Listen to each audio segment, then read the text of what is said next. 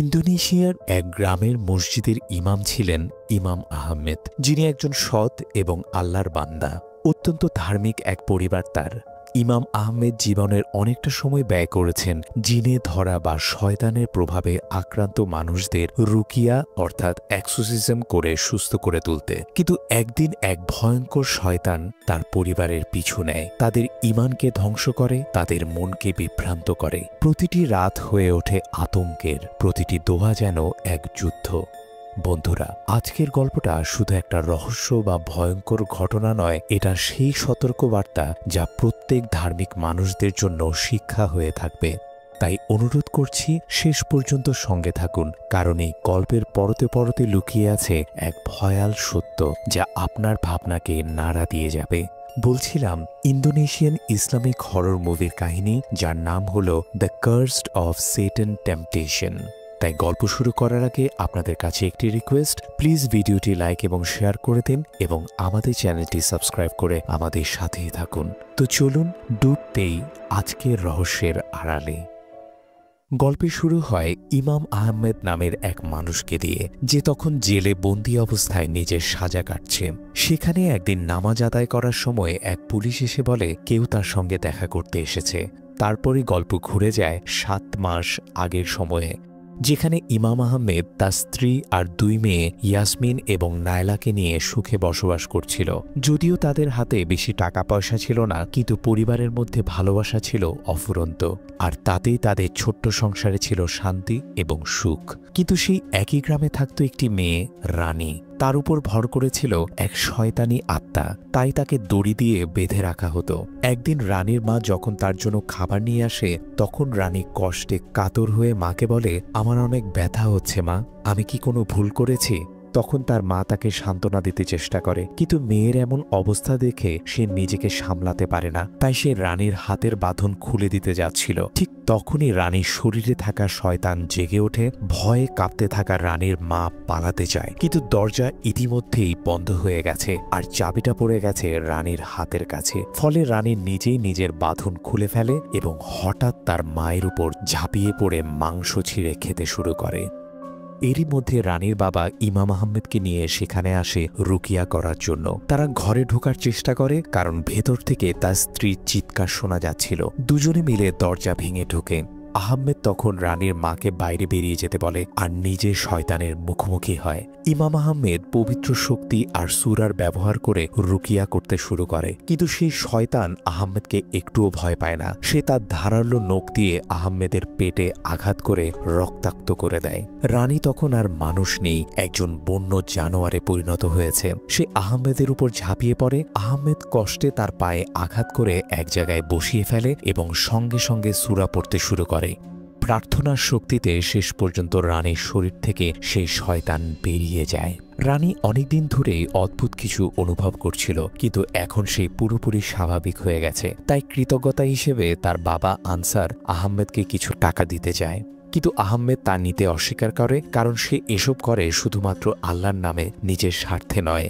আসলে আহমেদের একটা কাপড়ের দোকান ছিল, কিন্তু তা ভালোভাবে চলছিল না, তাই তাদের সংসারে টানাপোড়েন লেগেই ছিল। সেই রাতে আহমেদ বাড়ি ফিরে হাতে খাবার নিয়ে, কিন্তু তার ছেঁড়া শার্ট দেখে স্ত্রী উদ্বিগ্ন হয়ে পড়েন। আহমেদ বলে, আমি এক জিন তাড়ানোর কাজ করছিলাম। তখন স্ত্রী বুঝে যায় সে আবারও পারিশ্রমিক নিতে রাজি হয়নি। আহমেদের বিশ্বাস রুকিয়া হলো আল্লাহর এক বিশেষ দান, যা ব্যক্তিগত লাভের জন্য ব্যবহার করা যায় না। কিন্তু স্ত্রী চিন্তায় পড়ে, কারণ তাদের 2 মেয়ের ভবিষ্যৎ সামনে। নায়লা শিগগিরই গ্র্যাজুয়েশন শেষ করবে আর ইয়াসমিনের স্কুলের খরচও বাড়ছে।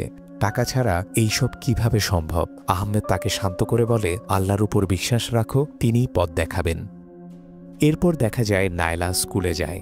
তার ক্লাসের এক ছেলে ফারহান নায়লাকে পছন্দ করে। সে প্রায়ই বলে, তুমি আমার বাইকে চলো, তোমাকে বাড়ি পৌঁছে দিই। কিন্তু নায়লা প্রতিবারই না করে দেয়। সে বলে, ইসলামিক নিয়ম অনুযায়ী আপনার সাথে এভাবে গেলে আমার হারাম হবে। এই বিষয়টা অন্য মেয়েরা অদ্ভুতভাবে দেখে। তাদের মনে হয় নায়লা যেন নিজেকে একটা কিছু মনে করে। তাদের মধ্যে একজন ছিল শান্তি। সেদিনও নায়লা ফারহানের প্রস্তাব ফিরিয়ে দিয়ে চলে যাচ্ছিল। হঠাৎ শান্তির সঙ্গে ধাক্কা লাগে এবং তার মোবাইল পড়ে ভেঙে যায়। এতে শান্তি রেগে গিয়ে বলে, তুমি আমাকে সেম নতুন একটা ফোন কিনে দেবে, না হলে আমি পুলিশের কাছে অভিযোগ করব।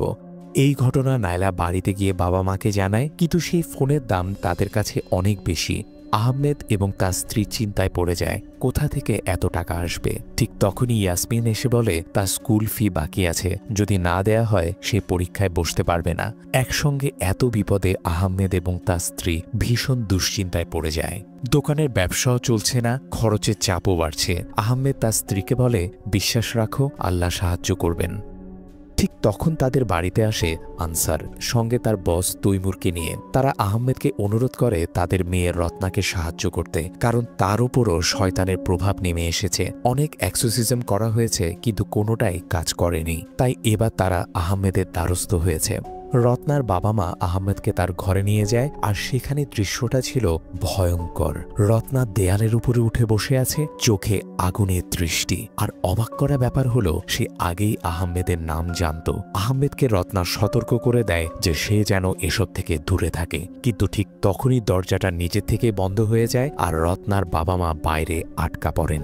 ঘরের ভেতর রত্না হঠাৎ আহমেদের উপর ঝাঁপিয়ে পড়ে, তার গলা চেপে ধরে তাকে মেরে ফেলতে চায়। সে তীব্র লড়াইয়ের মধ্যে আহমেদ কোনোভাবে তাকে এক ধাক্কায় দূরে সরিয়ে দেয়। এক মুহূর্তের জন্য রত্না নিশ্চল হয়ে পড়ে, যেন তার শরীরে প্রাণ নেই। কিন্তু পরের মুহূর্তেই তার হাড়গুলো একটার পর একটা ভাঙার শব্দ শোনা যায়, আর তখনই রত্নার শরীরে থাকা শয়তান আহমেদকে বলে ওঠে, এই মেয়েটা এবং তার শরীর এখন আমার। এরপর সে আহমেদের পিঠে চড়ে বসে, যেন তাকে পিশাচের মতো গ্রাস করে ফেলবে। আহমেদ প্রাণপণে লড়াই করে নিজেকে কোনোভাবে ছাড়িয়ে নিতে সক্ষম হয়। ঠিক সেই সময় বাইরে থাকা সবাই দরজা ভেঙে ঘরে ঢোকে এবং রত্নাকে শান্ত করার চেষ্টা করে। আহমেদ জোরে জোরে সূরা পড়তে থাকে। সে শয়তানকে আদেশ করে রত্নার শরীর ছেড়ে চলে যেতে। শয়তান রাগে গর্জে উঠে বলে, আমি তোমাকে এবং তোমার গোটা পরিবারকে ধ্বংস করে দেব। এই কথা বলেই সে রত্নার শরীর ছেড়ে বেরিয়ে যায়, আর রত্না অবশেষে শয়তানের কবল থেকে মুক্তি পায়। কিন্তু শয়তান শুধু আহমেদকেই এই হুমকি দিয়ে যায়নি, তৈমুরকেও কিছু বলে গিয়েছিল। আহমেদ কিন্তু সেটা ঠিকভাবে বুঝতে পারেনি, তাই সে তৈমুরের কাছে জিজ্ঞাসা করে। তৈমুর তখন বলে, শয়তান সবসময় আমাদের উস্কাতে চায়, আমাদের মন থেকে ঈমান কেড়ে নিতে চায়। তুমি চিন্তা করো না, আমরা তোমার প্রতি কৃতজ্ঞ। তারপর তৈমুর আহমেদকে অনেক টাকা দিতে চায়, কিন্তু আহমেদ আবারও সেটা নিতে অস্বীকার করে। বাড়ি ফিরে এই খবর শুনে আহমেদের স্ত্রী ক্ষুব্ধ হয়ে যায়, কারণ এবার সত্যি টাকার প্রয়োজন ছিল। কিন্তু আহমেদ আবারও একই কথা বলে, বিশ্বাস রাখো, আল্লাহ আমাদের দেখবেন। তার স্ত্রী তখন কষ্টে বলে ওঠে, আল্লাহ তোমাকে পথ দেখিয়েছিল, কিন্তু তুমি সেই সুযোগ গ্রহণ করলে না। এই কথা বলে সে রাগে দোকানে চলে যায়। রাতে আহমেদ সিদ্ধান্ত নেয় কিছু টিউশনি করবে, যাতে অন্তত সামান্য আয় হয়। কিন্তু সেই টাকায় সে কেবল ইয়াসমিনের স্কুলের ফি দিতে পারবে। তাদের এখনও শান্তির ভাঙা ফোনের টাকাটাও জোগাড় করতে হবে। শান্তির মা দোকানে এসে বলে, এক সপ্তাহের মধ্যে টাকা না দিলে আমি কিন্তু ব্যবস্থা নেব। এই কথাগুলো আবার তার স্ত্রীকে রাগিয়ে তোলে। সে চিৎকার করে বলে, তুমি যদি প্রতিবার এক্সোসিজমের পর টাকা না নাও, তাহলে এই সংসার কিভাবে চলবে, সব খরচ কিভাবে মেটাবো? কিন্তু আহমেদ চুপ করে থাকে। টাকা ধীরে ধীরে শেষ হয়ে যাচ্ছে, অথচ সে এখনো নিজের নীতি বদলায়নি। যাই হোক, আহমেদ আর তার দুই মেয়ে চলে যায় মসজিদে নামাজ আদায় করতে। কিন্তু আহমেদের স্ত্রী অনেক চিন্তা করছিল, সে আর নামাজে যায় না। ফেরার পথে আহমেদ তাদেরকে একটি গল্প শোনায়। একবার এক দানব শয়তানকে জিজ্ঞাসা করেছিল, মানুষকে কিভাবে ধ্বংস করা যায়? তখন শয়তান উত্তর দিয়েছিল, প্রথমে পরিবারের মাকে দুর্বল করে দাও, কারণ যদি ভিত্তি দুর্বল হয় তবে পুরো পরিবার একদিন ভেঙে পড়বে। তখন সেই পরিবার আল্লাহর প্রতি বিশ্বাস হারিয়ে ফেলবে। আহমেদ বলে, আমরা প্রায়ই সেই জিনিসগুলোর জন্য লড়াই করি যা আমাদের হাতে নেই, অথচ আল্লাহ ইতিমধ্যে আমাদেরকে যা দিয়েছেন তার জন্য ধন্যবাদ দিতে আমরা ভুলে যাই। অন্যদিকে আমরা দেখি রত্না আহমেদের বাড়িতে আসে তাকে ধন্যবাদ দিতে, কিন্তু বাড়িতে আহমেদের স্ত্রী একাই ছিলেন। রত্না বলে, আপনার স্বামী আমার অনেক উপকার করেছেন। এই বলে সে আহমেদের স্ত্রীর হাতে কিছু টাকা তুলে দেয়, যেগুলো আহমেদ ফিরিয়ে দিয়েছিল। সে বলে, এটা আপনাদের প্রাপ্য টাকা। আহমেদের স্ত্রী সেই টাকা গ্রহণ করে ফেলে, আর রত্না সেখান থেকে চলে যায়। এই টাকাগুলোই ছিল শয়তানের প্রথম চাল। সে আহমেদের করা এক্সোসিজম অর্থাৎ রুকিয়ার বিনিময়ে টাকাই দিয়ে গিয়েছিল, অর্থাৎ এক অর্থে সেই টাকা দিয়ে তাদের বিশ্বাস কিনে নিয়েছে। কিন্তু আহমেদের স্ত্রী সেটা বুঝতে পারেনি। সে বরং খুশি ছিল যে অবশেষে কিছু টাকা এসেছে। পরের দিন সে নিজের পরিবারকে খুশি করার জন্য অনেকদিন পর প্রচুর খাবার রান্না করে। সবাই আনন্দে খেতে বসে। আহমেদ অবাক হয়ে জিজ্ঞাসা করে, এত খাবার এলো কোথা থেকে? স্ত্রী তখন মিথ্যা বলে আমাদের দোকান থেকে একজন বড় ব্যবসায়ী উমরা যাত্রার জন্য তার ইসলামিক দলের জন্য কাপড় কিনেছে। সে রাতে ফোন করেছিল, সাথে সাথেই পেমেন্ট করে দিয়েছে। আহমেদ খুশি হয় কিন্তু বলে আমি ওনাকে ধন্যবাদ জানাতে চাই। স্ত্রী তৎক্ষণাৎ বলে ওনার অনেক কাজ আছে, আমি আগেই ধন্যবাদ জানিয়ে দিয়েছি। এই টাকা যেন সব সমস্যা মিটিয়ে দিল। শান্তি তার ফোন পাবে, ইয়াসমিনের স্কুলের ফিও দেওয়া যাবে। আহমেদ কিছুটা নিশ্চিন্ত হয়ে গ্রামবাসীর সঙ্গে গল্প করছিল। ঠিক তখনই ভীত অবস্থায় আনসার দৌড়ে আসে। সে চেঁচিয়ে বলে তাড়াতাড়ি চলো, তৈমুরের বাড়িতে কিছু হয়ে গেছে। আহমেদ সঙ্গে সঙ্গে তার সঙ্গে যায় আর সেখানে গিয়ে দেখে বাড়ির সামনে অ্যাম্বুলেন্স দাঁড়ানো। আর ভিতরে গিয়ে সে যা দেখতে পায় সেটা দেখার জন্য সে মোটেও প্রস্তুত ছিল না। সে দেখতে পায় তৈমুর সহ তার মেয়ে এবং তার স্ত্রী সবাইকে শয়তান মেরে ঝুলিয়ে রেখেছে। এদিকে স্কুল ছুটির পর নায়লা শান্তিকে তার নতুন ফোনটা ফিরিয়ে দেয়, কিন্তু শান্তি আর তার বন্ধুরা ঠাট্টা করে বলে আমরা তো ভেবেছিলাম তোমরা গরিব, এটা কিনে দিতে পারবে না, কিন্তু কিভাবে পারলে? নাকি গোপনে নতুন ব্যবসা শুরু করে দিয়েছ? তারা আরও বলে ফারহানও এখন ওর উপর ট্রাই করছে, কারণ নায়লাকে পাওয়া তো একদমই সহজ। এই অপমানজনক কথাগুলো শুনে নায়লা চুপচাপ সেখান থেকে সরে যায়। পরে দেখা যায় আজ সে প্রথমবার ফারহানের বাইকে চেপে বাড়ি ফিরছে। পথে ফারহান তাকে বলে তুমি আমার গার্লফ্রেন্ড হবে? নায়লা কোনো উত্তর দেয় না, কিন্তু ফারহান ভাবে তার এই না মানে হ্যাঁ। আর এটাই তো বেশিরভাগ ছেলেদের ভুল, তারা ভাবে মেয়ের চুপ থাকা মানেই সম্মতি। কিন্তু নায়লার মাথায় তখন একেবারেই অন্য কিছু চলছিল। এদিকে বাড়িতে দেখা যায় ইয়াসমিনের মা কিছু জিনিস দিতে বাইরে গেছে। এখন নামাজের সময়, তাই যাওয়ার আগে তিনি ইয়াসমিনকে বলেন সময় মতো নামাজ পড়ে নিও। কিন্তু ইয়াসমিন তখন মোবাইল নিয়ে ব্যস্ত। ঠিক তখনই এক শয়তান এসে তার কানের পাশে ফিসফিস করে বলে নামাজের এখনো সময় আছে, তুমি বরং ঘুমিয়ে পড়ো। শয়তান চাইছিল ইয়াসমিন যেন নামাজ না পড়ে, ফলে ইয়াসমিনের চোখে ঘুম ভরে আসে, সে ঘুমিয়ে পড়ে। কিন্তু কিছুক্ষণের মধ্যেই সেই শয়তান আবার তার নাম ধরে ডাকে। ইয়াসমিন ঘুম থেকে উঠে শুনতে পায় বিছানার নিচ থেকে এক অদ্ভুত শব্দ আসছে, একটা ভারী নিঃশ্বাসের আওয়াজ। মনে হচ্ছিল কেউ চাদর মুড়িয়ে বিছানার পাশে শুয়ে আছে, যার শ্বাস প্রশ্বাস স্পষ্ট শোনা যাচ্ছে। কিন্তু চাদর সরাতেই দেখা যায় সেখানে কেউ নেই। তারপর শোনা যায় পায়ের শব্দ, ধীরে ধীরে ক্রমশ শব্দ বেড়ে উঠছে। হঠাৎ শয়তান ইয়াসমিনের চুল ধরে টেনে তাকে বাইরে নিয়ে যায়, আর পরের মুহূর্তে সে হাওয়ায় মিলিয়ে যায়। ঠিক তখনই সে আবার হাজির হয়, এইবার সে রত্নার রূপে, এবং ইয়াসমিনের উপর ঝাঁপিয়ে পড়ে এবং তার গলা চেপে ধরে। আতঙ্কে ইয়াসমিন তার মাকে ডাকতে থাকে। মা দৌড়ে এসে দেখে ইয়াসমিন নিজের হাত দিয়ে নিজের গলা চেপে ধরেছে। মা ভয়ে কাঁপতে কাঁপতে মেয়েকে বাঁচায়। রাতে আহমেদ বাড়ি ফেরার পর স্ত্রী তাকে ইয়াসমিনের অবস্থা সম্পর্কে সবকিছু জানায়। তখনই আসে গল্পের আসল মোড়। আহমেদ জানায় তোমার জানা আছে তৈমুর আর তার স্ত্রী দুদিন আগে মারা গেছেন। আজ দুপুরে তাদেরকে কবর দেওয়া হয়েছে, আর তাদের মেয়ে রত্না সে নিজে ফাঁসি দিয়ে আত্মহত্যা করেছে। এই কথা শুনে আহমেদের স্ত্রীর মাথা ঘুরে যায়। সে বুঝতে পারে না যদি রত্না মরে গিয়ে থাকে তাহলে গতরাতে তাদের বাড়িতে এসে টাকা দিল কে। কিন্তু তার স্ত্রী এই কথাটা আহমেদকে বলতে পারে না, কারণ সে তো তাকে সত্যটা আগেই গোপন রেখেছিল।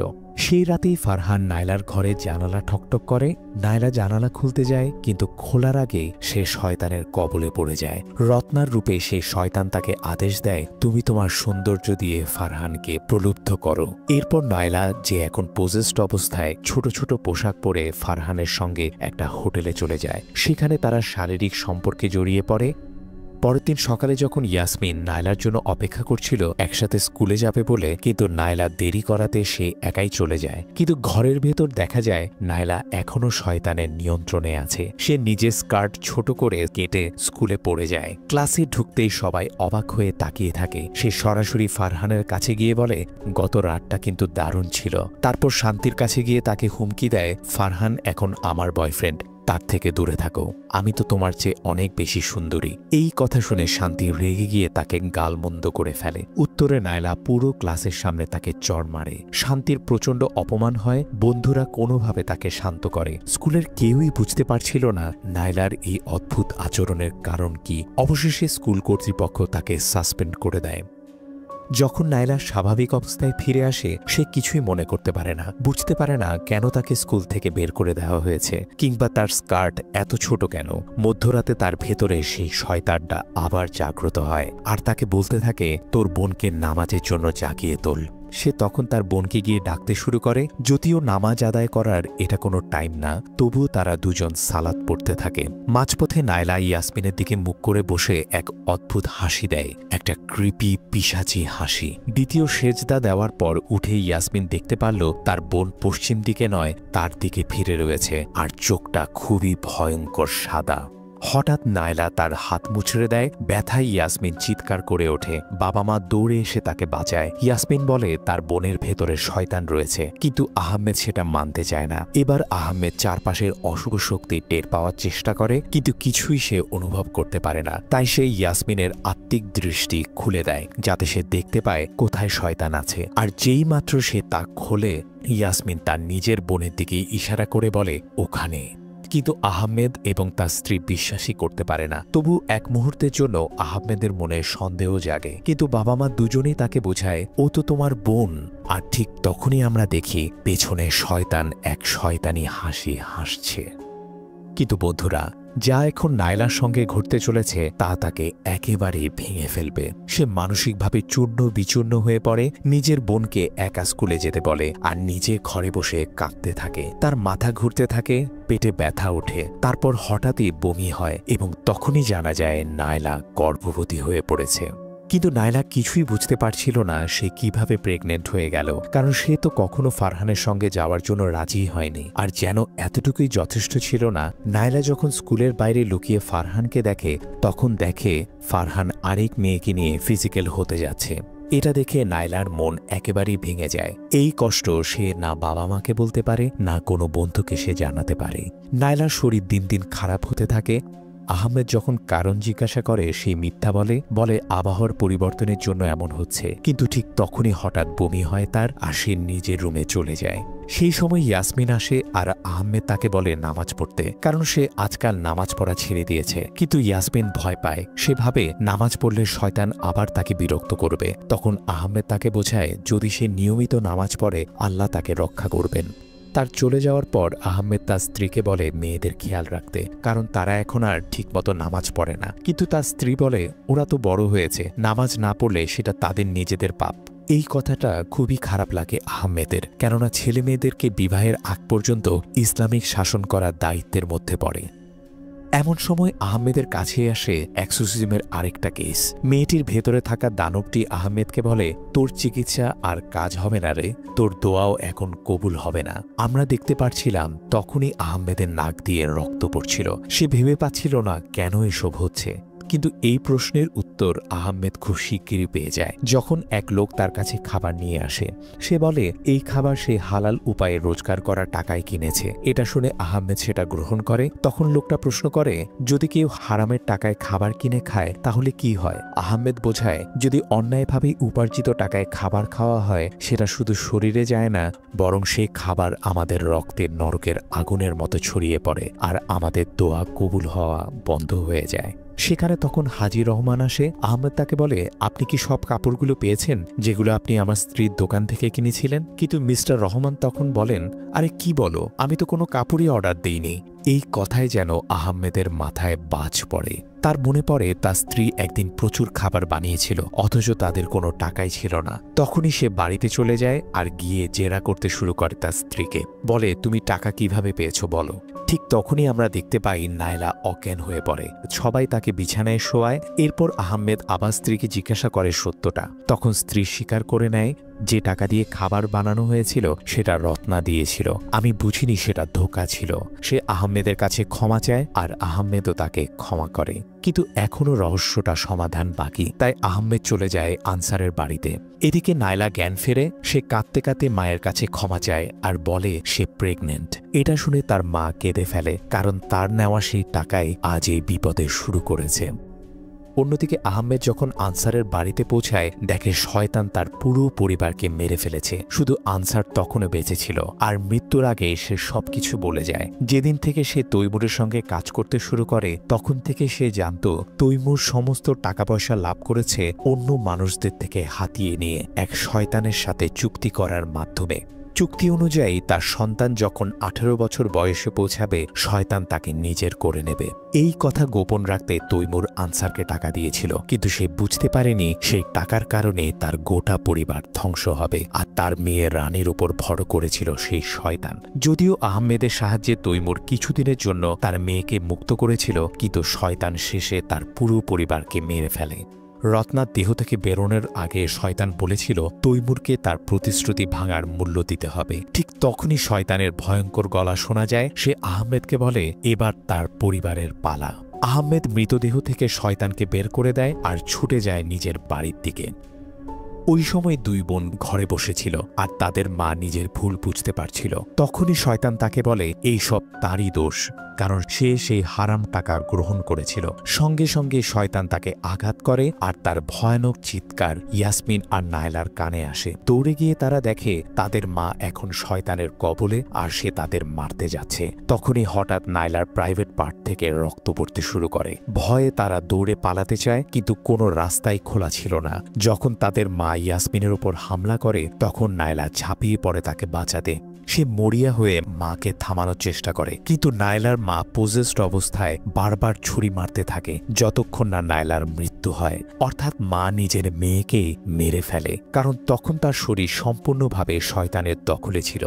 এরপর সে সেই ছুরিটা ইয়াসমিনের কাঁধে ঢুকিয়ে দেয়। রক্ত ছিটকে পড়ে চারদিকে। ঠিক তখনই আহমেদ সেখানে পৌঁছে যায়। নিজের মেয়ের নিথর দেহ দেখে সে একেবারে ভেঙে পড়ে। যখন সে জিজ্ঞাসা করে এটা কে করেছে, তখন দেখে তার স্ত্রী পজেসড অবস্থায় দাঁড়িয়ে আছে। রাগে আর শোকে আহমেদের মাথায় রক্ত উঠে যায়। তখন তার হিতাহিত কোনো জ্ঞান ছিল না। সে কিছু না বুঝেই নিজের স্ত্রীকে বারবার ছুরি মারতে থাকে। পেছন থেকে ইয়াসমিন চিৎকার করে বলে বাবা থামো, ও তো আমাদের মা। কিন্তু ততক্ষণে সব শেষ হয়ে গেছে। আহমেদের স্ত্রী নিথর হয়ে মাটিতে পড়ে আছে।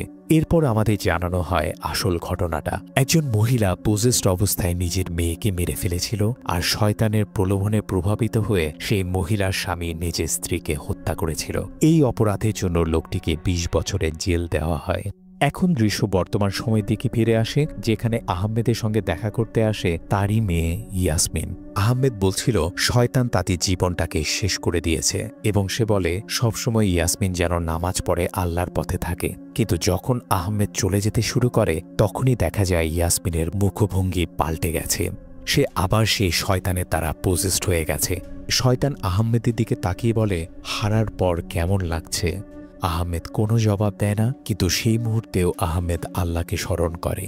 তো বন্ধুরা, এই ছিল সম্পূর্ণ মুভির এক্সপ্লেনেশন। এই গল্পটা আমাদের শিক্ষা দেয় যে হারামের টাকা একজন মানুষের ঈমানকে কিভাবে দুর্বল করে দেয়, এমনকি পুরো পরিবারকে ধ্বংস করে দেয়। তাই আমাদের উচিত আল্লাহর পথে চলা, যেন কোনো শয়তান কখনো কোনো প্রলোভনে ফেলতে না পারে।